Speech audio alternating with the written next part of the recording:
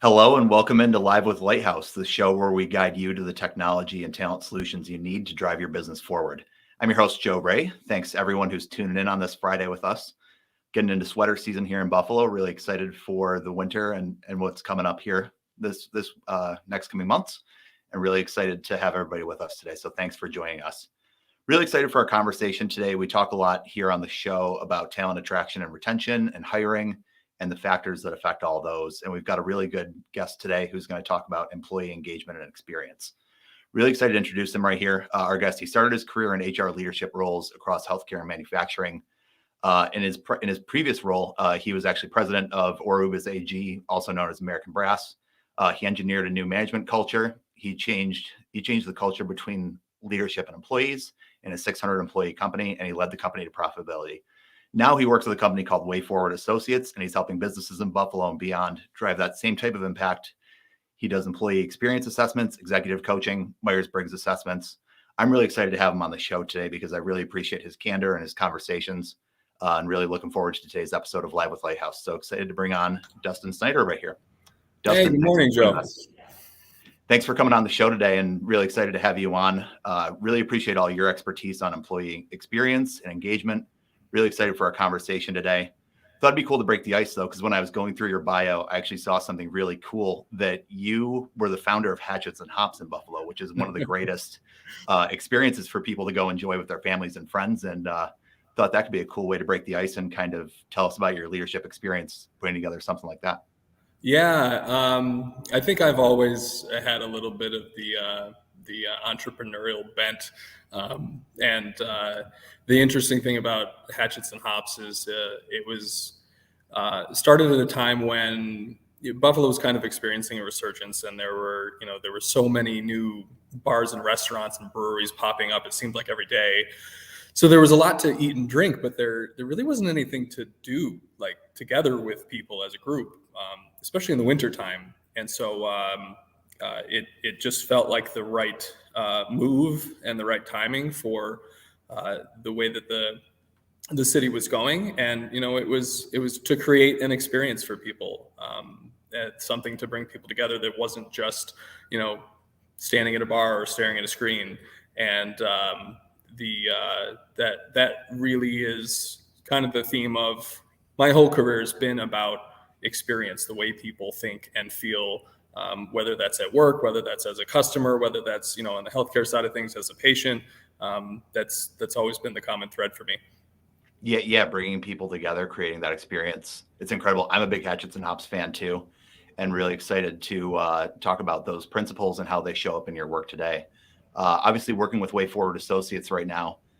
You work with a lot of different companies, I'm sure. And just really curious, I always ask guests at the start of the show here, what part of your work inspires you the most? Part of my work inspires me the most. Honestly, I just came out of a 3-day executive summit with an international engineering firm, and it's kept hitting me this morning just how proud I am of that group of leaders. They really stepped back. They really looked objectively at the way that they were leading and the outcomes that it was producing for their organization. And I think they were really impressively objective about the impact that, some of their own dysfunctions were having on their teams. But I think that, there's a few things that drive me nowadays, and my clients fit into two pretty distinct buckets. There's the companies that are good and just want to get better. And then there's also the ones that are in pretty rough shape and they need help digging out of the situation. And the executive session I just mentioned was the former. Excellent company, just looking to get better. But in the latter type of client, I'm often like the first person in a managerial type of role for people who's understood the situations that the employees are going through and also like connected it to the negative outcomes that the company was experiencing. So working with the company's management in those situations to remove the barriers that make it harder than it needs to be for employees to be successful in the expectations that are placed on them every day is a really cool thing to be able to do. So, to forge that really functional, actionable, emotional connection between employees and their organization when that wasn't present before, is a really fun thing to be able to do. And it's just like immediate validation for me that I've done something good. Yeah, it's an incredible process, and to be able to get them to that point where they have some of those aha moments is really incredible. But also there's a lot of vulnerability, I imagine, that has to come from these managers to be able to get to the point where they're listening to what their employees have to say, gathering those insights, things like that. What does that experience kind of look like for you if you're coming into a place and you have to build a lot of trust quickly and get them to engage in that type of experience and learning and being open to learning some new things? What's that like? Sure. Well, the nice thing is, if most of my work comes by referral, somebody that's either, connected with a company that I've worked with before. Executives talk. That's how they decide on what vendors they're going to use. So a lot of times it's a prior client speaking to somebody in the C-suite at somebody that has the same need. So there's already, the wheels are a little bit greased as far as like, hey, this might be a tough thing to go through, but it works. So there's that trust there that there's a referral in place. Mm-hmm. But it's also, like you mentioned, I don't just have an HR background. I have an operations background also. So being able to speak the language and understand things from a business standpoint is something that a lot of people in the HR profession don't take the time to do. And, the vantage point is really important, because if you're talking to an executive team, you've really got to be speaking their language as far as what's important to them. So I can be talking about the same things that, the internal HR leadership might have been talking about for years even. But, it hasn't landed because they're talking about it from a limited perspective, and they're not thinking about what's important to the executive team. So once, the CEO or the COO, who are usually the people that would bring me into an organization, once they see that I'm trying to accomplish the same things that they are, and I'm not just doing some fluffy HR stuff because, I think it's great. When they realize that I'm tying the work that we're going to do to the outcomes that they want to produce, then there's a lot more trust there. But Excellent. It's not easy. It's never easy. Yeah. But like you said too, it definitely helps when that comes in a little warm through a referral, when there's some understanding of, hey, this is the process we're going to go through. Here's the end result that we're going to get to. Yeah, absolutely. Definitely. Yeah, really looking forward to our conversation here too. Employee experience and employee engagement, I know, are terms that kind of get thrown around a lot within HR, and people operations. I feel like it's a term I'm starting to see a lot more too. Just kind of understanding HR's role in terms of navigating relationships, in terms of helping people get in the right position to find their, where they can do their best work. And I know that's at the root of a lot of what you do with Wayforward. I really just like starting with these types of conversations from an area of common definition as well. So when I say employee experience, what does that mean to you? How do you kind of define that when you're looking at a company? Sure. So employee experience is very different from the term that most people use, that I try to avoid, employee engagement. I really don't like talking about employee engagement. And I can tell you why, if that's on your list of questions. Yeah, please do. So employee experience is just about taking an objective look at what the human systems are within an organization. Every company has a human system, whether that's been designed intentionally or unintentionally. It's producing the outcomes that it's designed to produce. Everything that's happening within an organization is very logical, and you can trace it back to the root causes of why it's happening. We for some reason just kind of suspend reality and don't think that. We think, if it involves people, it must be, just some kind of black magic that we can't really define and quantify. But that's not the case. That's not the way that, we operate as a species. So the employee experience is just any variable that they're dealing with on a day-to-day basis, both the positive and negative, and the components, the inputs into that system, and producing what output the employee is producing. And that's really the reason that I'm not a fan of the term employee engagement. It's one of the things that I think drove a little bit of a wedge between myself and the mainstream HR community early in my career. I find measuring engagement to really be kind of a waste of time and money. The information that you get from an engagement survey is problematic in a whole bunch of ways. First of all, the fact that you're doing a survey in the first place tells me that you want surface information quickly and cheaply. And if the survey is your primary means of employee input into company-wide decisions, then you should already know that you've low employee engagement.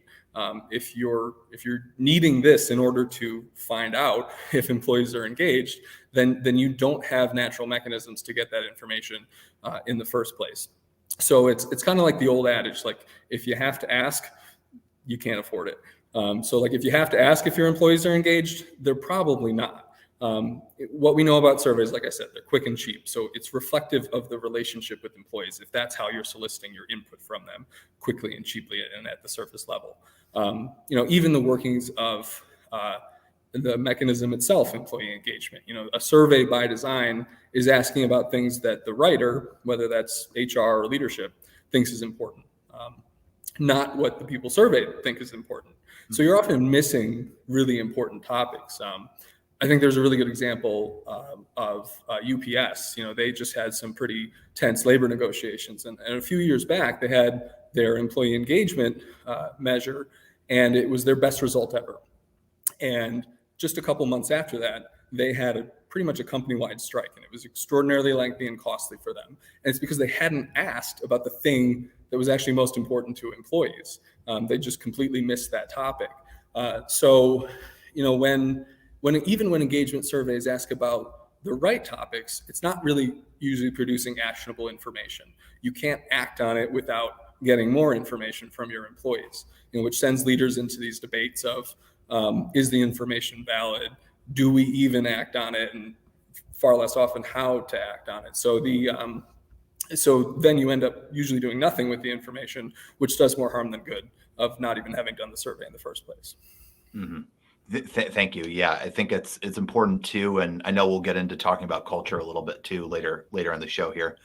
I think it's a very important point that you highlighted in there, that if you have to ask, you probably don't have it. That engagement is a very tangible thing that like you're going to feel, you're going to see it, you're going to hear about it, and you're going to be able to visibly observe it through people's work.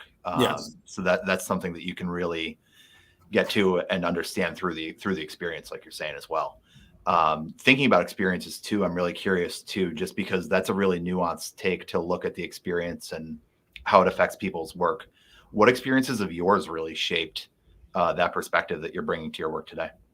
Oh, wow. That's an easy one. I think I'm able to do what I do now because I did the wrong way for so long. And it just wasn't working. Most of the tool belt, I think, that you're taught as an HR professional, it's intended to limit liability for the company, essentially. But the result is that HR and management in general starts to subconsciously think about employees as if they are a liability. It colors every interaction. The employees can feel that when they're having a conversation with a human resources professional, that they're being managed in that conversation. So it's a losing mindset. No company succeeds by playing defense, having that defensive mindset. And you absolutely don't create a strong culture by thinking that way about people. And of course, if you ask a manager, if you ask an HR professional, they're gonna deny that they think that way because it's not a conscious thing. But you watch the way that they approach their work or their conversations with employees, looking for that, and you see it immediately. And employees see it immediately too. So before I launched Wayforward, like you said, I was in American Brass, and that company was the U.S. division of a multinational metals company. And anyway, that U.S. division had been losing money for a number of years, and it was because of that mindset. It was the same management mindset that I had seen in a number of other companies that were poorly performing financially that I'd worked at before. And it wasn't until I reached this point where I stopped assuming that I knew best or I had to somehow protect the company from employees and instead starting to treat my role as an executive to focus on where the company needed to go and how to let my employees tell me how to get there. And for me to just spend the majority of my time removing barriers for them, that my career started to take off. Both, for the first profitable year at that particular manufacturing company, and then, in general. And it's because I started spending face time with employees where the work was actually getting done. And that's a huge part of that right there too. Those face-to-face interactions. Thinking about, like, for myself and our team at Lighthouse here, we have 15 employees. We work hybrid, so there's days where commonly every single one of us is in the office at the same time, and we're able to facilitate those in-person interactions more often in a more engaging way, in a way that's designed to really get everyone together, get everyone on the same page, and be able to surface some of those concerns as well. Do you have any tips, maybe for anybody who's watching who works, in a larger, small, mid-sized business, maybe in the hundreds or even bigger than that of employees? How can they facilitate more of those kind of in-person interactions and surface some of those concerns and leverage those insights that they can take to drive the business forward? Okay. And I apologize if you hear some booming bass, because there's an F-45 in the building of my office building. So this time of morning, sometimes we've got some weights slamming on the floor. Love it. I'm a big fan of F-45 BlackRock. I know a couple friends that go there too, and it's a good crowd over there. So yeah, they're a fun group. It's funny because like I said earlier, we sometimes feel like we have to suspend reality and all the things that we know to be true within an organization. And when you talk about relationships, I find that some people have this strange idea that like employee-employer relationships are somehow like magically exempt from all the things we know about every other human relationship on earth.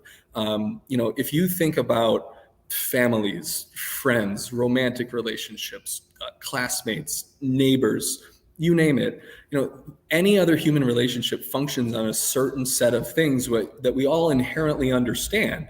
And we see the cause and effect in those relationships when we talk about them in our day to day. But for some reason, we expect that like reality is magically suspended when we walk into the office.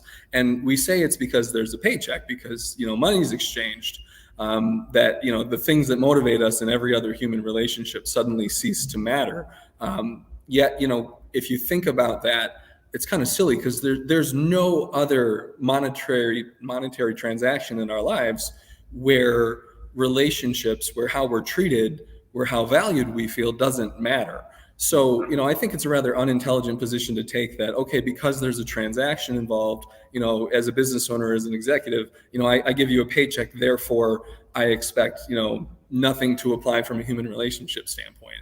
So, it's about just looking at the way that you conduct your relationship with other people and saying, am I putting into this relationship, is this the type of relationship that I would normally anywhere else outside this office expect this person to, for instance, want to go above and beyond for me?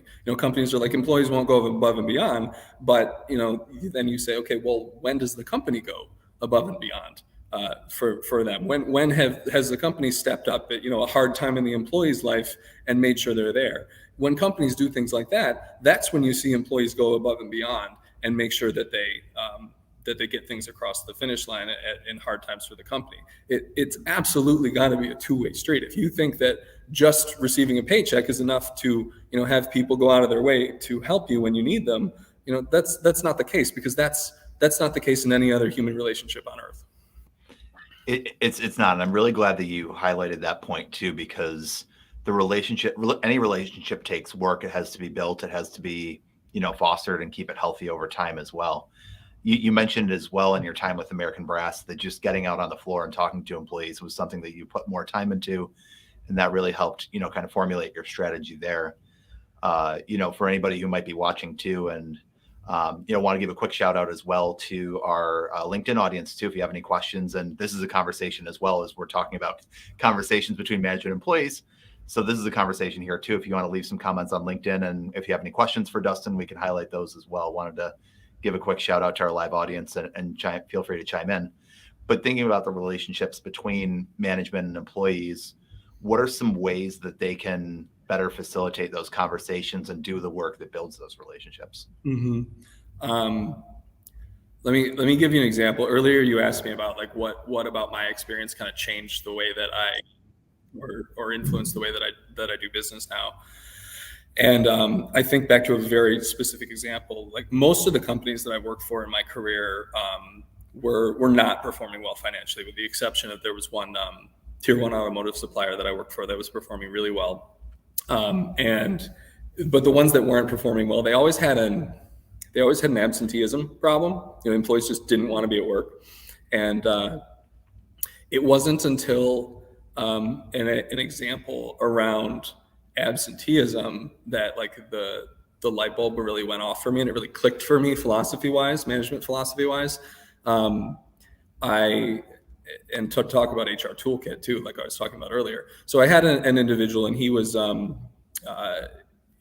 was taking every Friday off under coverage for the Family Medical Leave Act, or FMLA, and leave abuse is something that's rampant in organizations with a poor culture.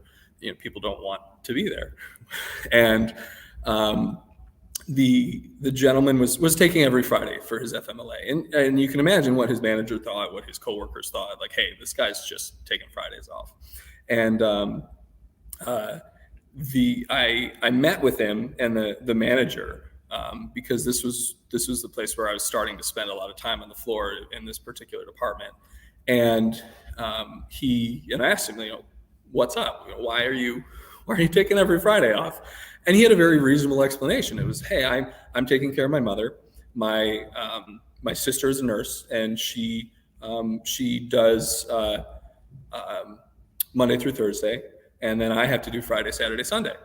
And so, okay, plausible explanation, makes sense. And your HR toolkit teaches you that, okay, I can't discipline him for this behavior.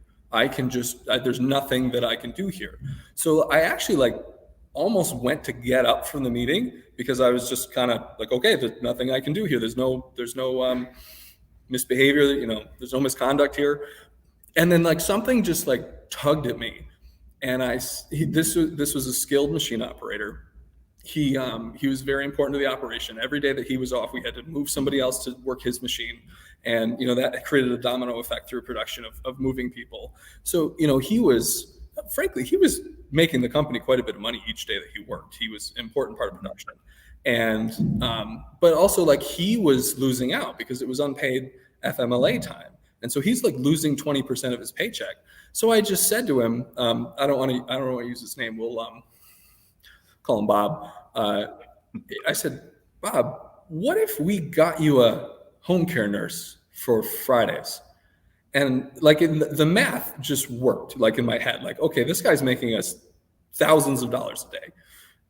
If I spend a few $100s on a home care nurse for his mom, he's not losing his paycheck. We're not losing the production. We're not having to shuffle everybody to fill the gaps. And so just logically, operationally, it worked. But then he's sitting there you would do that for me? And the union reps we're doing what?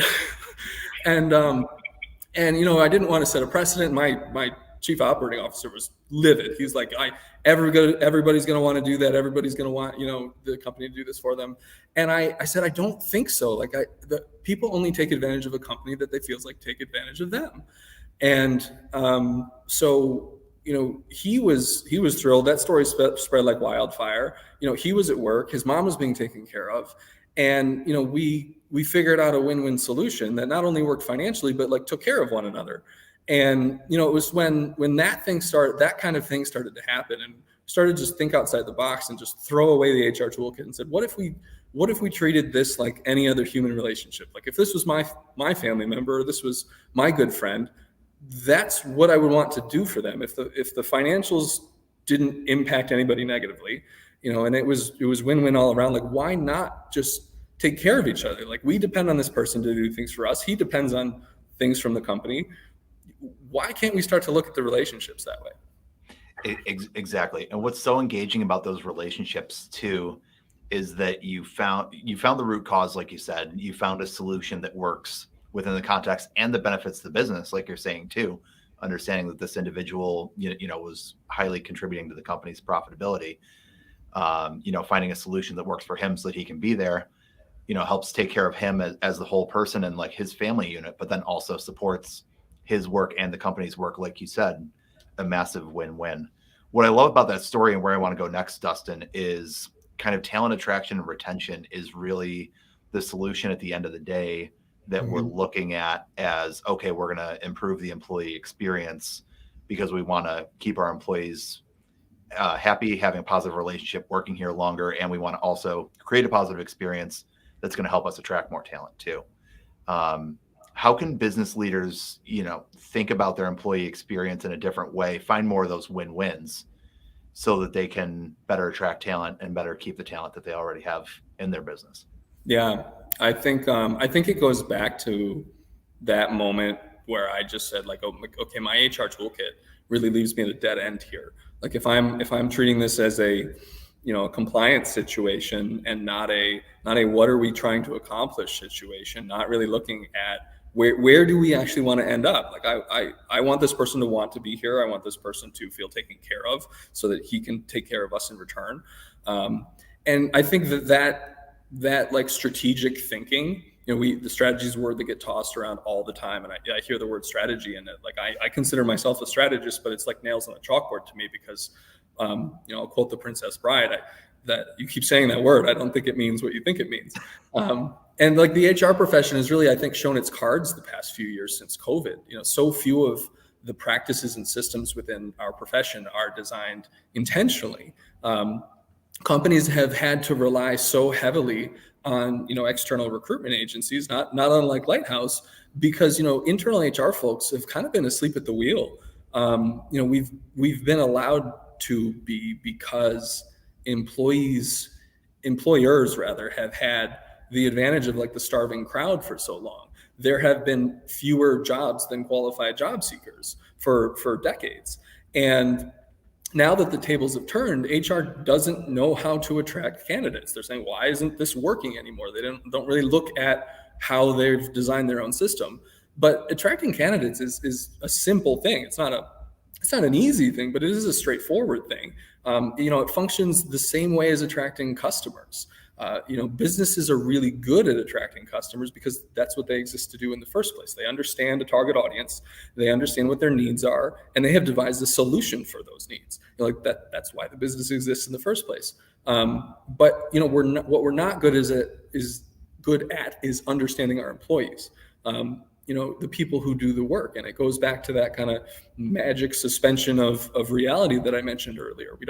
We don't take the time to understand who our best people are and what's truly important to them, what resonates with them, why they've actually chosen to work with us, rather than why we think they want to work for us. And so we don't approach recruitment that way. So what that results in is employers go to market with these things that are either totally irrelevant to the types of candidates that they want to connect with, or just like kind of secondary drivers for them, or they're saying things that just get lost in the noise of what everybody else is saying. So it's not necessarily about shaping the experience, although that does have to be authentic when somebody comes on board. But it's about understanding what the experience is in the first place. Objectively, what makes it different from other options that this type of candidate is considering. Mm-hmm. There's got to be that differentiation there, like you said too, but it's also got to be authentic to the experience they're going to have when they get into the company.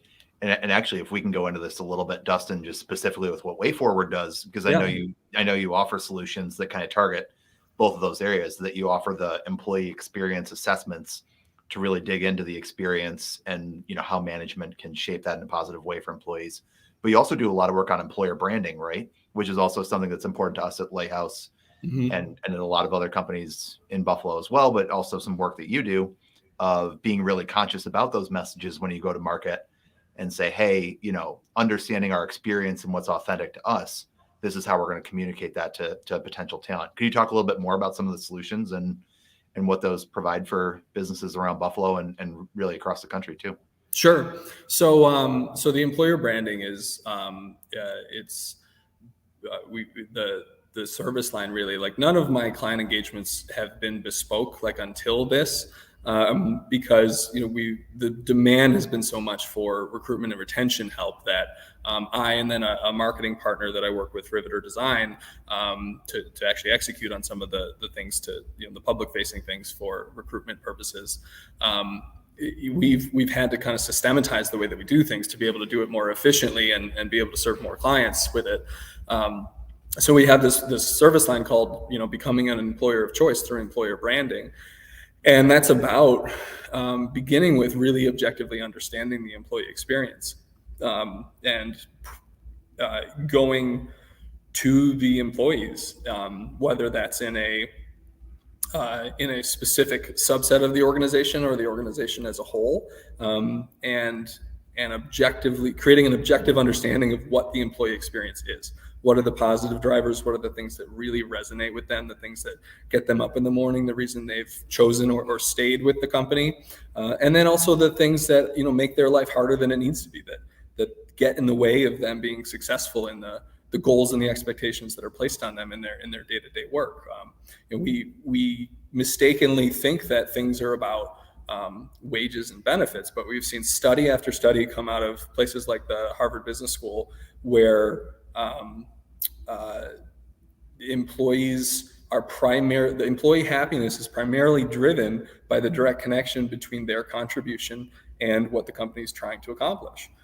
And so, when that connection is absent or when it's disrupted, when employees can't be successful in their roles because of internal barriers that management isn't close enough to see or to really understand how they function in the field, that's usually what's spurring turnover. It's not just hey, I got a 20% bump in pay. That's attractive, but it's only attractive if you don't have a strong emotional connection to the organization. And we see a lot of HR departments using these strange tactics like exit interviews. Most Fortune 500 companies use exit interviews, but also if you survey those same Fortune 500 companies, none of them believe that their exit interviews are actually an effective practice for getting them good information.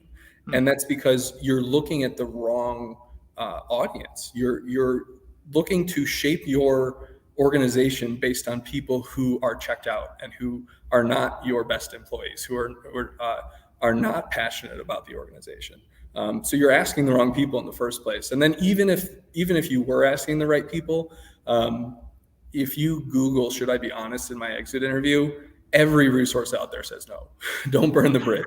So it's these strange practices that are resulting in these poor information, and generally they're being asked by people who aren't acting on these things in the first place and didn't seek to understand them any sooner. So basically what we end up doing is going into an organization and doing a streamlined version of my employee experience assessments and understanding why specifically turnover is occurring in whatever group we're looking at, and also what the value proposition of the employer is. What are the things that are most important to your best people? What are the things that your competitors are not saying? And what can you genuinely deliver on? And the intersection of those things is what you should be going to market with as an employer. And also just understanding who your target audience is. You see a lot of businesses marketing to candidate pools that are just the wrong candidate pools.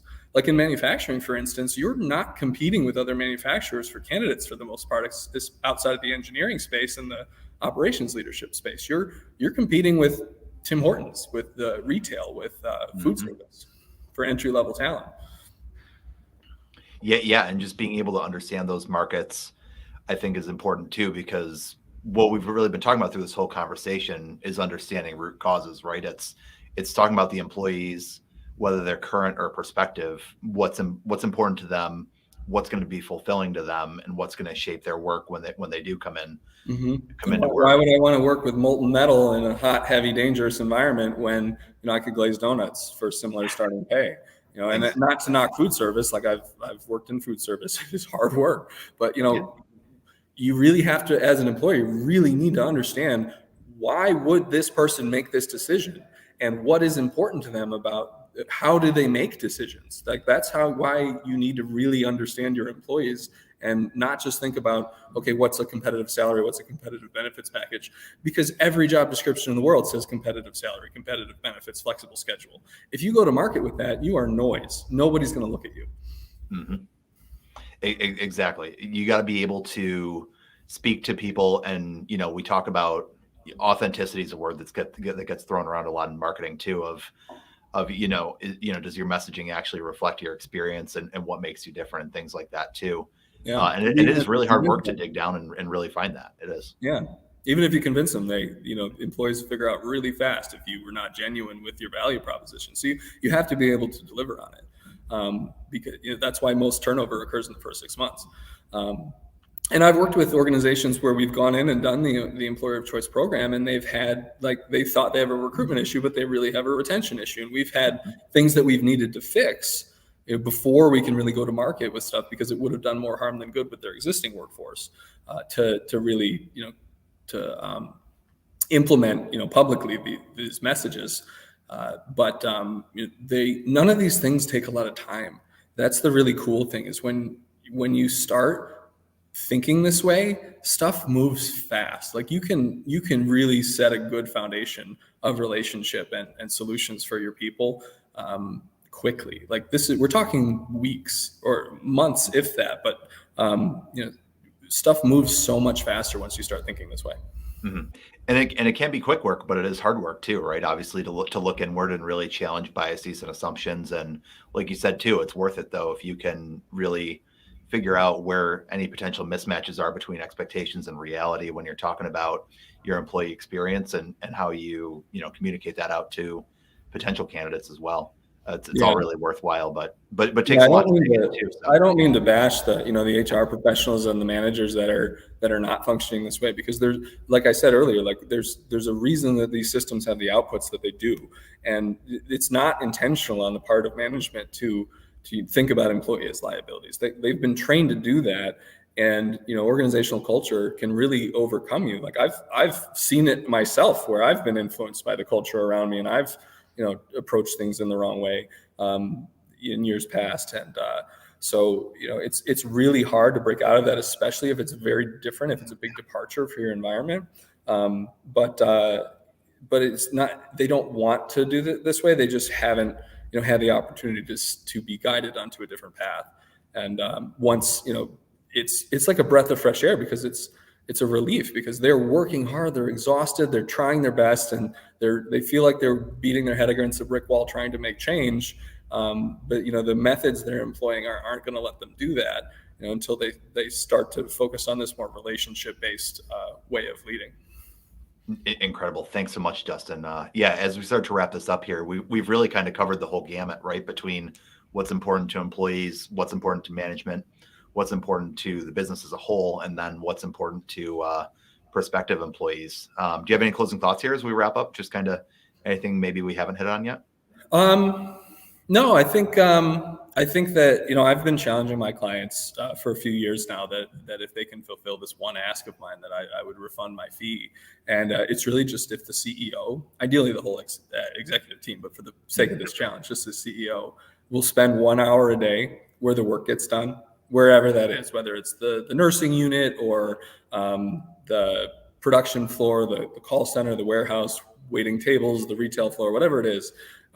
If they spend just 1 hour a day on the front lines of their organization, among the people who actually do the work, where the work gets done, living that experience alongside them and understanding the things that are getting in their way, all the company's problems start to evaporate like really quickly. And if they do that for a month straight, things just take off for them and they never look back. So anybody who's watching who has any kind of managerial responsibility, if you can follow that advice, I promise you 1,000 times over, like your career is about to be on rocket fuel. Yeah, that's a great actionable note to end on, and something that people can take away and start, next week if they need to. Thanks, Dustin. Really, really appreciate everyone who's tuned in today. And if you're watching this back on YouTube, thanks so much for, tuning into our conversation here with Dustin. As we wrap up here, we always have one closing segment in the spirit of one of our core values called Be a Lighthouse, which is all about supporting people and guiding them to the solutions they need. Dustin, wanted to give you a chance to close out here and give a shout out to someone who supported you or helped you learn something new lately. Oh my gosh. The only reason why I am where I am is because I've had a series of wonderful mentors, and it would take too long to mention all of them. But I think I just have to thank my clients, because the client organizations I work with, I learn from them all the time. I trust my process, and I know that it works, but I am constantly able to make it better because each client engagement gives me something to learn. The unfortunate part is because of the stuff we're talking about, my client book is confidential. So I will just say thank you to everybody that I've worked with, because they have made me better along the way. Awesome. It's great to be a lifelong learner, but it's a great opportunity too when the work leads you to people that can help shape you like that. So thanks so much, Dustin. Really appreciate you taking the time to join Live with Lighthouse and sharing some of your insights here. And thanks to everybody who watched today. And just want to give a quick shout out here as we're heading into Veterans Day weekend. Thank you to everyone who's served across the United States military and helped defend our country. So thank you so much, and hope everyone has an enjoyable Veterans Day weekend. And Dustin, thanks again for joining us. Thank you, Joe. Appreciate Have a great weekend. Take care, everyone.